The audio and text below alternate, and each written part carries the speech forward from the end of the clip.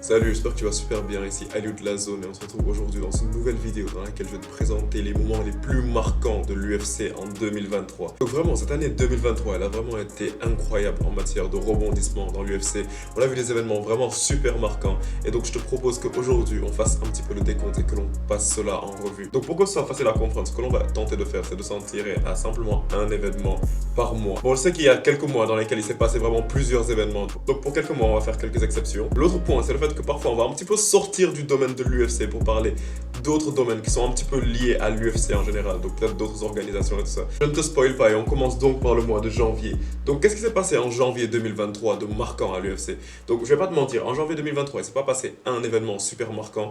Je pourrais te parler du fait que Jamal il a envoyé Glover Teixeira directement à la retraite, mais l'événement pour moi qui m'a le plus marqué genre dans l'UFC en 2023, en janvier 2023 je veux dire, c'est vraiment le fait que Francis Ngannou a pris sa retraite. Et ça, c'était un petit peu une bombe lorsqu'ils l'ont dit. Le fait que Francis Ngannou, qui était littéralement à son prime, qu'il prenne sa retraite, alors qu'on s'attendait à le voir combattre John Jones, et que l'on s'attendait à vraiment le voir au plus haut niveau, que l'on s'attendait à le voir défendre sa ceinture plein de fois après avoir battu Cyril Gane, qu'il se lève simplement et qu'il dise que non, lui, il n'aime pas la façon dont l'UFC traite les combattants, et que d'un coup, il s'est barré avec la ceinture. Donc vraiment, ça, c'était l'événement le plus marquant, selon moi, de janvier 2023. Parce que, également, le fait que lorsqu'il s'est barré, tout le monde était en mode, non, il est stupide, genre, il va jamais pouvoir avoir un meilleur contrat que ça et tout ça. On va reparler de ce qui s'est passé un petit peu plus tard. Donc, après janvier, qu'est-ce qui s'est passé en février? Donc, en février, l'événement le plus marquant, c'est la victoire très contestée de Islam Makhachev face à Alexander Volkanovski. Donc, on se rappelle bien qu'Alexander Volkanovski, il avait monté de catégorie afin de pouvoir prendre la ceinture des lightweight. Donc, il voulait devenir double champion. Et donc, devant le public néo-zélandais, il avait affronté Islam Makhachev. Et il avait finalement perdu contre Islam dans un combat vraiment super serré, mais vraiment super serré. Et donc c'est là qu'il y a plusieurs controverses qui se sont créées en mode ouais, en vrai, Alexander Volkanovski il méritait la ceinture, Alexander Volkanovski il est meilleur que Islam et tout ça. Et voilà, ça aussi on reviendra sur la conclusion de cette histoire un peu plus tard dans la vidéo. Donc qu'est-ce qui s'est passé en mars? Mars, c'est l'un des mois qui a vraiment mis les Français en dépression parce que l'événement le plus important qui s'est passé en mars, c'est simplement la défaite de Cyril Gane face à John Jones. Donc John Jones, il est bien au courant qu'il ne s'est pas battu pendant 3 ans et que littéralement, dès qu'il est revenu, il avait son title shot mérité en vrai contre le champion des poids lourds à l'époque, donc qui était en la personne de Cyril Gane. Cyril Gane qui était vraiment sur une ascension, genre il avait juste perdu contre Francis Ngannou, mais était encore l'un des plus chauds dans la catégorie. Et donc John Jones, il est venu simplement, il s'est battu contre Cyril Gane et directement il l'a allumé en 3 minutes. Par conséquent, cet exploit, ça a directement fait que John Jones est devenu le GOAT incontesté. Parce que John Jones, avant qu'il revienne, il y avait plein de doutes dans les communautés MMA. Genre, on disait que John Jones, peut-être qu'il est juste un GOAT en matière de. Il est juste trop fort en light heavyweight, mais que dans les heavyweights, ça n'a pas vraiment marché. En mode John Jones, il se bat contre un poids lourd qui réussit à se déplacer comme Cyril Gane, qui va littéralement se faire allumer. En mode John Jones, ouais, ça fait 3 ans que tu t'es pas battu, comment est-ce que tu vas pouvoir faire pour gagner? Bah, il est venu, il a fait taire toutes les bouches en 3 minutes. Regarde comment il dit chute comme ça. En prochain, il y a le mois d'avril, que si tu es un fan d'Israël Adesanya, c'était un de tes meilleurs mois de l'année. Et si tu es un hater d'Israël Adesanya, c'était un des mois que tu as le plus détesté. Parce que dans ce mois, l'événement le plus marquant qu'il y a eu par rapport à l'UFC, c'est simplement la victoire d'Israël Adesanya contre Alex Pereira. Et cette victoire, elle a vraiment permis à Israël Adesanya de récupérer sa ceinture et un petit peu de boucler la boucle avec Alex Pereira. Bon, je sais que ça fait 3-1, je sais. Mais l'histoire, elle était vraiment magnifique. L'histoire selon laquelle il perd contre son nemesis, la personne qui la bat tout le temps, tout le temps, tout le temps. Et après, il réussit à la battre avec vraiment une manière incroyable, une manière très jolie. Alors qu'Alex Pereira n'avait encore jamais perdu à l'UFC. Et après, avec la célébration de la flèche, non, vraiment. En vrai, je sais qu'il y a plein de gens qui détestent Adesanya et qui détestent que je suis en train de lui faire des éloges et tout ça en ce moment. Mais si on parle juste de manière spectaculaire, ça, c'était vraiment imbattable, genre pour le mois d'avril. C'était vraiment l'événement le plus marquant avec la célébration et tout ça. C'était vraiment super joli. Prochain, on a le mois de mai. Donc en vrai, le mois de mai, c'était un mois plutôt calme en matière d'UFC. Mais la chose la plus importante, la chose la plus marquante qui s'est passée, c'est simplement la victoire de Aljamain Sterling contre Henry Cejudo. Donc cette victoire de Aljamain Sterling, elle était censée être la victoire qui allait simplement imposer le respect une fois pour toutes. Donc de faire taire toutes les critiques qui sont autour de Aljamain Sterling. Mais malheureusement, c'est pas vraiment ce qui s'est passé. Parce que bon, Aljamain Sterling, on va pas se mentir, il n'a pas gagné de la façon la plus impressionnante possible parce qu'il a amené Henry Cejudo à la décision.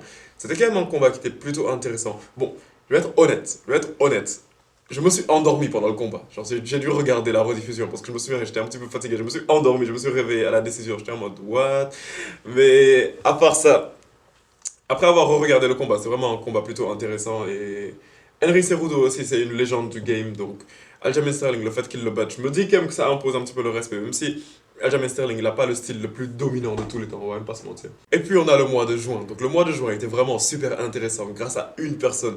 Et cette personne, c'est bien évidemment ce bon vieux Charles Oliveira. Donc, dans le mois de juin, ce qui s'est passé, c'est que Charles Oliveira, il a réussi à éteindre Beneil Dariush. Il lui a fait un super beau TKO. Et en vrai, il a simplement montré que c'est la personne la plus à même, à l'heure actuelle, de prétendre à la ceinture des lightweights. Et donc, c'est cette victoire contre Beneil Dariush qui lui a directement donné son title shot qu'il aura dans le futur contre Islam Makhachev. Non, mais vraiment, si on parle 2 minutes du parcours de Charles Oliveira, c'est incroyable. Genre, il a une défaite en 6 ans. Et cette défaite, c'était simplement contre Islam Makhachev. C'est exactement la raison pour laquelle, après ce combat contre Beneil Dariush, il a directement eu son title shot contre Islam Makhachev. Et je t'ai bien dit qu'il a perdu une seule fois en 6 ans.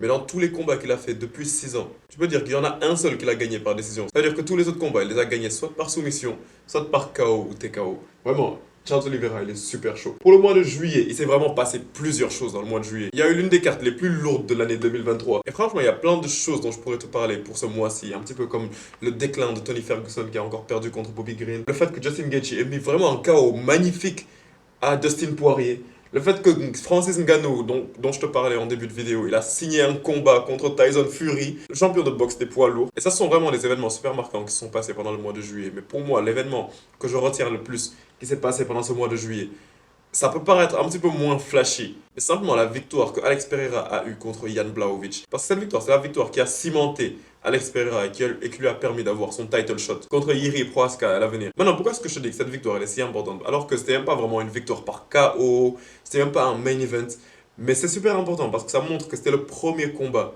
que Alex Pereira avait eu en light heavyweight. Et ce combat, il a réussi à le gagner alors que tout le monde était en mode, c'est impossible qu'Alex Pereira gagne en light heavyweight. Parce qu'en fait, c'est pas un lutteur, tu vois. Parce que c'est juste un striker. Mais le fait qu'il ait réussi à monter chez les light heavyweights et qu'il ait réussi à faire le truc que Adesanya n'a jamais réussi à faire, alors que on peut vraiment voir que Pereira, c'est le rival ultime, genre le hater ultime de Adesanya.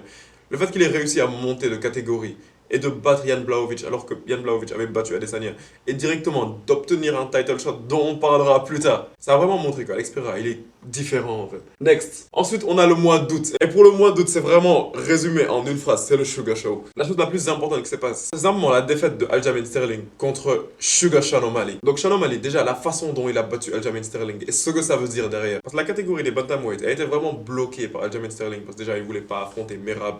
Et elle était vraiment super critiquée parce que on disait que Aljamain Sterling, ses combats étaient vraiment ennuyeux parce que c'est rare que tu vois Aljamain Sterling terminer un combat. Et c'est un petit peu pour ça que l'UFC, tu vois, et que doucement mais sûrement, c'est un petit peu en train de pousser Sean O'Malley vers le titre. Et donc le fait que Sean O'Malley ait réussi à mettre KO Aljamain Sterling, ça a vraiment montré genre ce renouveau, ça a vraiment donné une bouffée d'air frais à cette nouvelle catégorie, à cette catégorie donc des bantamweights. Et ouais, Sean O'Malley, c'est vraiment un combattant super intéressant à voir combattre. Donc en prochain, on a le mois de septembre. Donc le mois de septembre, c'est vraiment un mois qui m'a fait plutôt mal. Parce que c'est vraiment le mois dans lequel Sean Strickland, il a explosé et qu'il a détruit Adesanya d'un coup. Et lorsque je dis qu'il a détruit Adesanya, c'est même pas qu'il l'a mis KO sur une petite frappe ou un truc comme ça, mais c'est littéralement que Sean Strickland, c'est la personne que personne n'attendait en fait. Genre, c'est la personne on ne pensait même pas qu'elle méritait son title shot. Mais c'est vraiment la personne qui a réussi à s'imposer face à Adesanya et le dominer sur 5 rounds. Je sais pas si tu imagines ça. Dominer Israël Adesanya sur 5 rounds, c'est une chose que Jared Cannonier n'a pas réussi à faire. C'est une chose que Alex Pereira même n'a pas réussi à faire. C'est une chose que Yoel Romero n'a pas réussi à faire. Mais Sean Strickland, c'est la personne qui, contre toute attente, a réussi à dominer Israël Adesanya. Et en plus de ça, de l'exposer littéralement dans une conférence de presse. Sean Strickland, sa conférence de presse contre Israël Adesanya, c'est une conférence de presse à regarder. Parce que c'est la conférence de presse dans laquelle on se rendait compte qu'Israël Adesanya, il était atteint, genre techniquement, par les propos que Sean Strickland il avait. Et c'était un petit peu triste à voir pour Adesanya, tu vois. Et aussi, hors sujet, mais le mois de septembre était incroyable parce que c'est le mois dans lequel on a créé la zone. Si t'aimes ce genre de contenu, abonne-toi.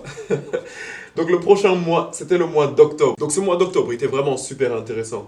Et pourquoi est-ce qu'il était vraiment super intéressant? C'est simplement, tout d'abord, dû au remaniement de cartes qu'il y a eu. Parce qu'à juste 12 jours du combat, On a entendu nos deux Brésiliens préférés qui sont blessés. Donc Charles Oliveira s'est blessé et Paulo Costa s'est blessé. Alors que Charles Oliveira était censé avoir son combat qu'il méritait tant contre Islam Makhachev. Et Paulo Costa était censé se battre contre Khamzat Chimaev, ce qui aurait été également un combat intéressant.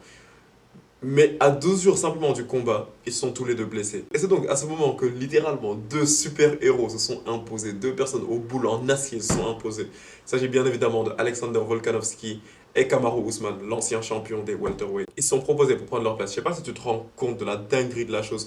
Volkanovski se propose à 12 jours pour affronter Islam Makhachev et Kamaru Usman se propose à 12 jours pour affronter Khamzat Chimaev. Bon, le reste de l'histoire, il est un petit peu évident. Donc, Khamzat Chimaev a battu Kamaru Usman dans un combat super intéressant à voir par contre. Vraiment, petit aparté, mais dans ce combat, Kamaru Usman, il a montré que Khamzat Chimaev, il est humain, tu vois, genre qu'il est prenable. Ça va peut-être ouvrir la voie pour les prochains combattants. Mais la chose la plus mémorable qui s'est passée pendant ce mois d'octobre, c'est la défaite de Volkanovski contre Islam Makhachev. Parce que je t'avais bien dit dans le mois de février que Islam Makhachev avait battu Volkanovski, mais c'était par une décision un petit peu controversée, les gens remettaient ça en question et tout. Mais cette fois-ci, dans le match retour, Islam Makhachev a littéralement mis KO Alexander Volkanovski. Je sais pas si tu te rends compte de la chose. Islam Makhachev, c'était la personne que l'on attendait se faire mettre KO en fait. Ou bien c'est la personne qu'on attendait essayer d'amener Alexander Volkanovski au sol et de le maintenir au sol pendant tout ce temps. Mais Islam Makhachev, au contraire, c'est la personne qui a mis KO Alexander Volkanovski. Et malheureusement, malgré le fait qu'il ait pris le combat à 12 jours simplement de préparation et tout, ça fait quand même taire la controverse. À l'heure actuelle, on sait que Islam Makhachev est un meilleur combattant que Alexander Volkanovski. Et maintenant, on est dans le mois d'octobre. J'avais dit qu'on n'allait pas simplement parler de l'UFC. Donc, dans le mois d'octobre, qu'est-ce qui s'est passé d'autre de super important hors UFC? Eh bah, Jordan. Jordan, je suis désolé, mon gars. Mais dans le mois d'octobre, l'une des choses les plus importantes également qui s'est passée, mais dans le MMA en général, et donc là, on va parler par rapport au PFL, c'est la victoire de Cédric Doumbé contre Jordan Zebo en littéralement 9 secondes. Ce combat, il a vraiment permis au monde entier de comprendre que Cédric Doumbé, il est juste à un niveau différent. C'est juste ça le truc. Quoi qu'on puisse dire, on peut dire, ouais, Jordan Zebo, il s'est fait atteindre par son trash talk et tout. On peut dire ce qu'on veut. Mais ce combat, il a juste permis aux fans de comprendre que Cédric Doumbé, il est juste à un niveau différent de Jordan Zebo. Et qu'il mérite des combattants bien plus chauds, tu vois. Vraiment, pendant ce mois d'octobre, on a été gâtés. Donc, un autre événement super important qui s'est passé pendant ce mois d'octobre, c'est le combat de Francis Ngannou contre Tyson Fury. Donc, je vous arrête directement. Oui, je sais que Tyson Fury a battu Francis Ngannou. Mais c'est quelle performance que Francis Ngannou nous a montré. Francis Ngannou, il a fait fermer toutes les bouches avec ce combat, tellement son niveau était élevé. Francis Ngannou a réussi à mettre au sol le champion du monde des poids lourds de boxe, alors que c'était littéralement son premier combat de boxe. Je sais pas si tu te rends compte de la dinguerie. Plein de gens, dont moi y compris, croient en le fait que c'est Francis Ngannou qui avait gagné le combat. Et voilà, donc maintenant je peux un petit peu faire un petit retour en arrière pour te parler du fait qu'il avait quitté l'UFC en janvier, que personne ne croyait en lui, personne ne croyait en le fait qu'il allait avoir un meilleur contrat. Mais que finalement, avec le PFL, il a réussi à avoir un meilleur contrat et d'avoir ce combat légendaire qui lui a rapporté bien plus d'argent qu'il est censé en gagner à l'UFC. Et donc en novembre, l'événement le plus important, c'est le fait que Alex Pereira Poatan Cham ait réussi à devenir champion des light heavyweights en s'imposant face à Jiri Prochazka par TKO. Vraiment, cela a permis de comprendre à quel point Alex Pereira c'est un combattant différent. Littéralement, si tu regardes son palmarès, tu te rends compte que le gars, il a 7 combats et il a gagné 2 titres dans ces 7 combats. Juste 7 combats et tu gagnes le titre des middleweight et tu gagnes le titre des light heavyweight.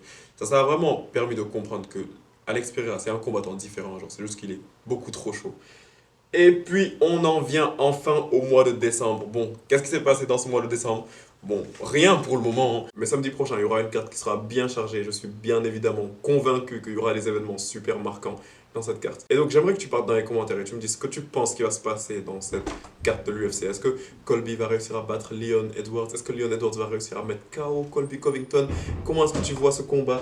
Est-ce que également c'est la fin de Tony Ferguson? Parce que Tony Ferguson, vraiment le combat qu'il va avoir ce samedi prochain, ce sera sûrement son dernier s'il le perd. Donc qu'est-ce que tu penses vraiment qui va se passer pendant ce mois de décembre de si mémorable que ça? Fais-le moi savoir dans les commentaires. C'est la fin de cette vidéo, j'espère vraiment qu'elle t'a plu. Si elle t'a plu, je te conseille simplement de t'abonner à la zone. Par dans l'espace commentaire, et si tu as des remarques, tu peux également me les faire savoir pour que l'on puisse s'améliorer. Et on se capte pour la prochaine vidéo. Peace out.